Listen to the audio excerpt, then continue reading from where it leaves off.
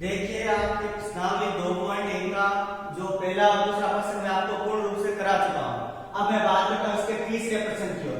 दर्शाइए, दर्शाइए का मतलब अपने को सिद्ध करना है कि कोई धनात्मक विषम पूर्णांक है उसको 6q + 1, 6q + 3 और 6q + 5 के रूप में लिखा जा सकता है, जहां q क्या है, धनात्मक विषम पूर्णांक है।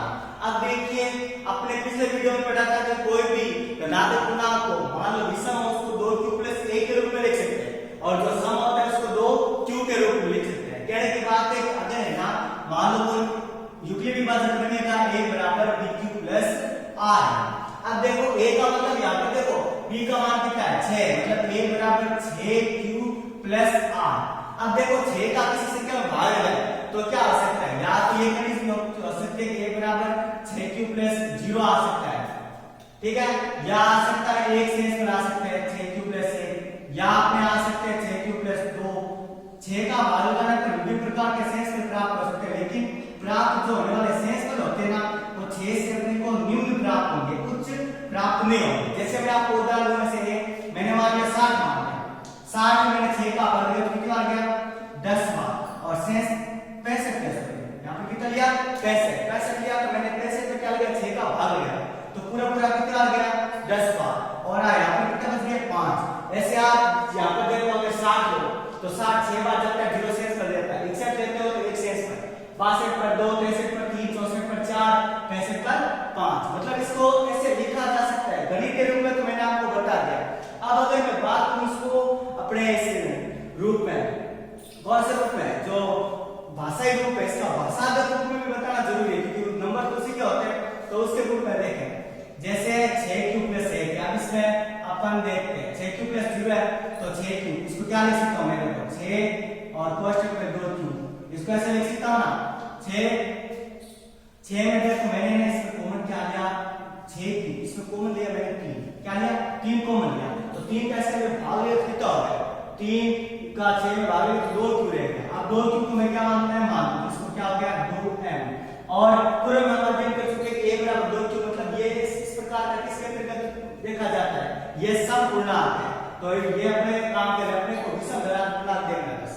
अब जैसे 6q + 1, 6q + 1 है तो 6q मैं सिर्फ 6q में कॉमन लेता हूं, 6q में कॉमन लेता हूं तो 3 आता है और अंदर क्या बचता है 2q और प्लस इधर 1 का 1, 2q को क्या मानना है m मानना है तो मैंने इसको m मान लिया। तो देखो 3m + 1 यानी 3m + 1 के रूप में 6q + 1 को लिख दिया। और इसी प्रकार अगर 6q + 2 की बात करूं, 6q + 2 में देखो इसमें मैं दोनों में कॉमन आ रही चीज क्या आ रही है 2 आ रही है, 2 आ रहा है कॉमन तो अंदर क्या बचा देखो 2 अंदर बचा, इधर बचा 3q, इधर बचा +1, इसको मैंने m मान लिया, क्या मान लिया m, तो इसको क्या लिखा जा सकता है 2m, 2m आते हैं मतलब ये कौन सा पूर्णांक है वो सम पूर्णांक हो गया, अपने को विषम वाला करना है। अब 6q + 3 है, अब 6q + 3 है इसको हम क्योंकि ये विषम पूर्णांक होगा क्योंकि 1 3 5 ये क्या होता है विषम संख्या होती है तो इसको विषम के रूप में कन्वर्ट करना चाहे तो पहले मैं इसको लिखूंगा टुकड़े करूंगा इसके 3 को क्या लिखता हूं 2 + 1। अब अपन को क्या करना है इन दोनों में कॉमन लेना, इन दोनों में कॉमन आ गया 2 तो अंदर क्या बचा अपने 2 लिया कॉमन तो इसके अंदर बच गया अपने पास 2 के बाद 3 बार 3q + 1 और यहां पर +1 का +1। अब मैं क्या करूंगा जो 3q + 1 है इसको सेंट्रल से क्या मानूंगा m मानूंगा, क्या मानूंगा m।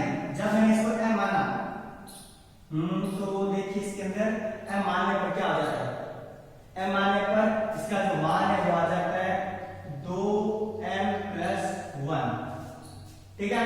और जब इसकी बात करूं 6q + 4, इन दोनों में कॉमन क्या चीज है, इस दोनों में देखो 2 का भाग जा रहा है, 2 का जा रहा है तो मैंने लिया 2 कॉमन और अंदर क्या बच गया q प्लस कितने q बचे 3q + 2, 3q + 2 को m के अनुकूल मान लिया तो कितना हो गया 2m हो गया। जब इसकी बात करूं 6q + 5, इसमें कॉमन लेने की बात है तो इसको पहले मैंने टुकड़े किए 6q + 5 को क्या लिख सकता हूं 5 को लिख सकता हूं 6q, 3 + 2 लिख दूं, 3 + 2 लिख दूं, इन दोनों में कॉमन लिया, कॉमन आ रहा है अपने 3 कॉमन आ रहा है क्या बचा q + 1, कितने q 2q + 1 बचता है और इधर +2 का +2। अब +2 को मैंने लिख दिया जैसे इसको m मान लिया तो 3m + 2, इस प्रकार धनात्मक विषम पूर्णांक है ना अपन 6q + 1 6q + 3 व 6q + 5 के रूप में लिख सकते हैं। ठीक है, और आशा करता हूं आपको समझ आया होगा।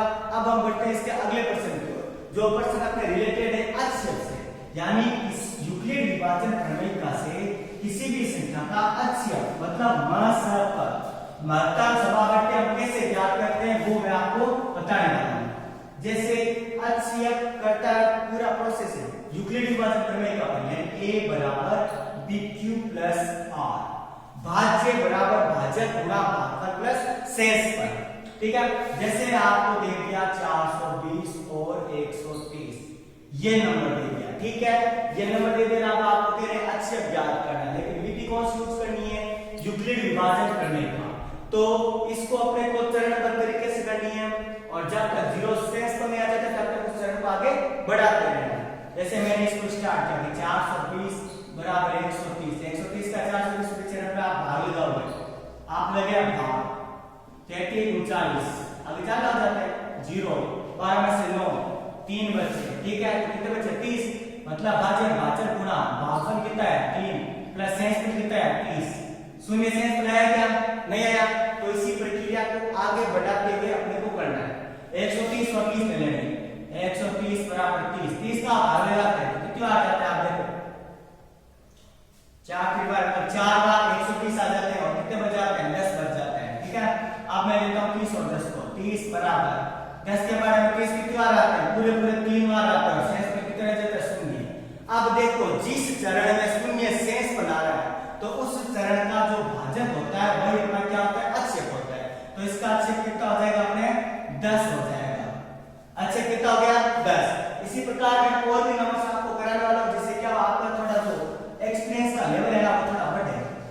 जैसे मैंने जो प्रश्न है वो लेके बैठा हूं मैं 225 और 135, मैंने ये संख्या सोच ली। ठीक है, अब मेरे को इसका अक्षर ज्ञात करना है। इसका अक्षर कैसे ज्ञात करूंगा? तो बड़ी संख्या इस साइड लिखो और ये छोटी संख्या यहाँ पर, और ये हमें किस प्रकार कर रहा हूं? कौन सी प्रोसेसिंग है जिस पर ये पूरा सीधा आता रहता है? a बराबर bq + r, कौन सी? यूक्लिड विभाजन प्रमेय का, उस पर आता है। तो 135 का मैंने क्या लगाया? 225 में भाग लगा देना है, तो कितना आ जाता है? यहाँ पर 270 हो गया। तो क्या होगा? इससे मेरे को तो ज्यादा लग रहा है, तो कितना आता है? 1 आ जाएगा 135, 5 में से 5 0, 12 में से 3 गए तो कितने रह गए? 9 90। 135 गुणा 1 भाजक गुणा भागफल प्लस शेष में कितना आ जाते हैं? 90 आ जाते हैं।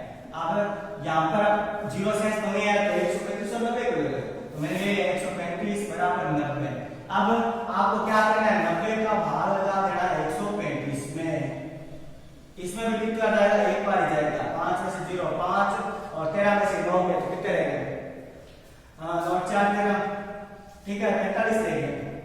90 गुणा 1 प्लस 45। अब देखो यहाँ पर काम बढ़ रहा है क्या? नहीं बढ़ रहा है, तो अपने क्या करना है? दोनों को वापस ले लेना है। कौन सा? 90 और 45 को। 90 बराबर 45 के पानी पूरे 2 बार और शेष पर कितना आ जाता है? शून्य आ जाता है। तो अपने इस प्रक्रिया में जो अंतिम भाजक क्या प्राप्त होता है अंतिम चरण में? 45। तो जो इसका पूरे का जो अपना अक्षर क्या होगा? 45 होगा। 225 और 135 का अक्षर क्या है? 45। कुछ और उदाहरण है वो भी हम प्रैक्टिस करके इसमें देख सकते हैं। जैसे मैंने ले लिया 144 और 108, ये ले लिया 144 और 108, तो करते हैं 144 बराबर 108। तो ये किस पर आधारित है आपको मालूम होना चाहिए। a बराबर bq + r पर आधारित होता है। भाज्य बराबर भाजक गुणा भागफल प्लस शेष पर। ठीक है, तो मैंने क्या किया? 108 का 144 के अंदर भाग लगा दिया, तो कितना आ गया? एक बार ही जाएगा, क्योंकि 2 बार जाके कितने आ जाएंगे? 216 आ जाएंगे। तो क्या कैसे ज्यादा होता है? 108 7 के 6 और यहाँ पे कितना बचा? 3 36।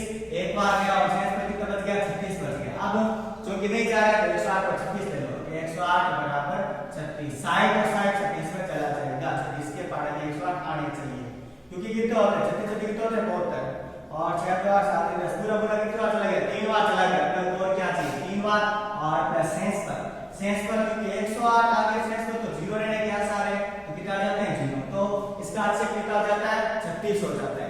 इसी प्रकार इसी चरण को आपको समझते हुए कुछ और उदाहरण करना है किताब में से, जिससे आपको क्या थोड़ा जो आपके जो समझने का लेवल है वो थोड़ा स्तर बढ़ेगा। तो आपको क्या होगा? जो प्रश्न में पेपर में आपका जो प्रश्न होगा वो एकदम सही होगा। अब इसमें एक और बात बता देता हूं आपको कि पेपर में 1% इसका पक्का आएगा, चाहे आप उसमें अच्छे व्याकरण में आ जाए, चाहे आपको एक वो चीज होती है कि अल्शियम गुणा अक्षयम, अल्शियम गुणा अक्षयम वो बराबर होता है a गुणा b। ये क्या बात है, मतलब पहली संख्या और दूसरी संख्या का दोनों का गुणनफल है ना, उन दोनों संख्याओं के अक्षय और अक्षय के गुणनफल के बराबर होता है। चलिए एक उदाहरण करके हम देखते हैं। जैसे मैंने मान लो कोई दो नंबर्स लिए, जैसे आपकी होगी a बराबर आप मान लो 36 और b बराबर आप मान लो कौन सा मान लें अपन 54 मान लेते हैं, ठीक है। आपने 36 और 54 आपने बोला भैया जी ये लो, ठीक है। तो सबसे पहले हम इसका अल्शियम ज्ञात करते हैं। तो अल्शियम और अक्षय दोनों ज्ञात कर लेते हैं, क्या लेते हैं वो गुणनखंड किसी कर लेते हैं कि 36 का अलग से किया, 54 का अलग से किया, ठीक है। तो 36 का 2 बार, 36 का 18, 18 का 9, 9 में 3 का 3 बार, 3 का 1 बार, ठीक है। ऐसे 54 में गया तो इसका 2 का गया कितनी बार, 2 का जाता है 27 बार, 27 से 77 54 होता है, 3 का जाता है 9 बार और 3 का जाता है 3 बार और फिर 3 का जाता है 1 बार, ठीक है। 2 के 6 से जाता है 54। आप जोड़े देखते हैं इससे 2 गुणा 2 गुणा 3 गुणा 3, ठीक है। इसमें 2 गुणा 3 गुणा 3 गुणा 3। अब देखते हैं इसमें एक तो 2 का बढ़ रहा है, एक 3 का बढ़ रहा है और एक 3 का बढ़ रहा है, मतलब तीन चीज बन रही है। तो 2 गुणा 3 गुणा 3, 2 क्या 6 और 6 3 18, यानी कि इन दोनों का अक्षय कितना हो जाता है 18 हो जाता है। ये आपने छोटी कक्षा में किया होंगे, तो इसका अक्षय तो आ गया 18। अब बात करते हैं अल्शियम की, इसका अक्षय कितना है 18। आपने कैसे ज्ञात किया, आपको गुणनखंड विधि आती है, आपने छोटी कक्षा पढ़ी है, उससे निकाल दिया। और चाहो तो आप अभी जो मैंने बताई यूक्लिड विभाजन प्रमेय का, उससे भी निकाल सकते हो। अब इसका जो अल्शियम ज्ञात करना है तो दोनों को साथ साथ ले लो, ठीक है। तो मैंने फिर 2 का भाग लिया, क्या इसमें गया 18 बार और इसमें गया 27 बार, फिर 2 का इसका तो हो गया 9, इसमें गया नहीं तो ये इसने किया मैंने, फिर 3 का इसमें 3 बार, इसमें 9 बार, फिर इसमें 3 का 1 बार, इसमें 3 बार, फिर 3 का 1 और 1 प्रोसेसिंग पूरी। तो देखो 2 गुनी 4, 4 3 12 बार 36 और 36 के जितने भी होते हैं और 108 वो क्या हो जाता है इसका अल्शियम हो जाता है। इसका अल्शियम कितना आ गया है 108 आ गया। मैंने आप क्या क्या भाग इसे पूरी प्रोसेसिंग करके देखी तो इससे अपने को पता चला कि इसका अक्षय है जो 18 आ रहा है और अल्शियम वो 108 आ रहा है, ठीक है। अब नियम क्या कह रहे हैं, अल्शियम गुना अक्षय मतलब 18 गुना 108 गुना 18 वो बराबर होना चाहिए 1 गुना b, मतलब दोनों संख्या के गुणा कर, मतलब कि 36 गुना 54। अब हम दोनों की गुणा करके देखते हैं, दोनों गुणा करके देखते हैं। जैसे मैंने 108 को 18 से गुणा कर दिया, 18 से गुणा कर दिया तो 8 8 64 और 8 का 8 और इसमें 8 0 1 1 की उतर गया, ठीक है। 4 8 14 9 1 भाई साहब 1944 आ गया। अब अगर इस साइड 1944 आ गया, उस साइड अगर 1944 आ रहा है तब तो अपन के क्या सही है, नहीं तो गलत है। तो करके देखते प्रोसेसिंग की मैंने कर दिया 54 को 36 से गुणा, 24 और 5 30 से 2 कितना हो गया 32 और 4 3 12 5 से ये 5 3 15 कितना हो गया 16, 4 2 4 6 3 9 1 तो 1944 मतलब LC मतलब कि LHS is equal to RHS, left hand side is equal to right hand side, मतलब कि दोनों चरण है ना बराबर आ रहे हैं, उधर भी 1944 आ रहा है उधर भी 1944 आ रहा है।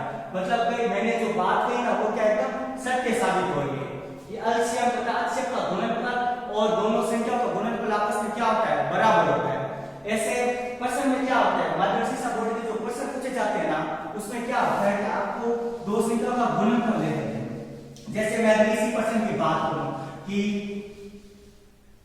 संख्या अभी अपन ने कौन कौन संख्या लिखी बताओ, मैंने लिखी 108, संख्या 108 व 144 का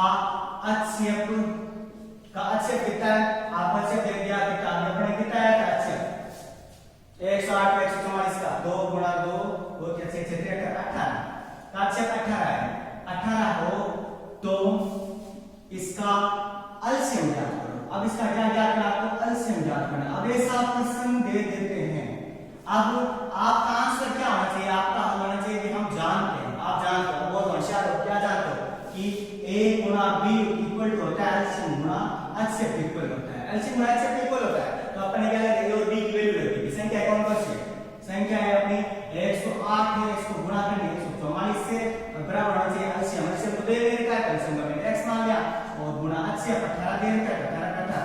अब पक्षांतर की प्रक्रिया से ऐसा कोई बच्चा वंचित नहीं होगा, सबको पता होगा कि पक्षांतर की प्रक्रिया क्या होती है। ठीक है, तो x की वैल्यू चाहिए तो अपने क्या करेंगे, 18 इसके भाग में भेज देंगे, 18 इसके भाग में भेज देंगे तो 108 गुना 144 के बट्टा पे क्या आ जाएगा, 18 आ जाएगा।